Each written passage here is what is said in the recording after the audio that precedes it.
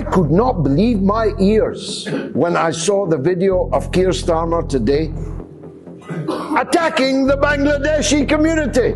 Not once, but twice. People coming from countries like Bangladesh are not being removed. They will go back to the countries where people come from. He attacked them by name.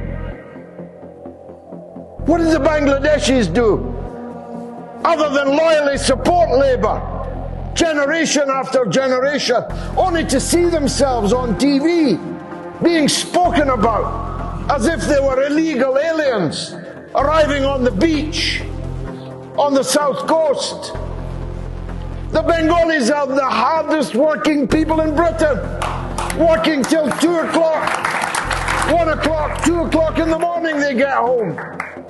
The people in the kitchens, waiting on the tables. They've built a multi-billion-pound industry in Britain. They've made more contribution to the economy of Britain, head for head, of any population in Britain, and then they're getting attacked. People coming from countries like Bangladesh are not being removed. When Britain arrived in Bengal, it was the richest place in the world. When Britain left Bengal, it was the poorest place in the world. You don't have to be Einstein to work out what happened in between. The British owe the people of Bangladesh big time.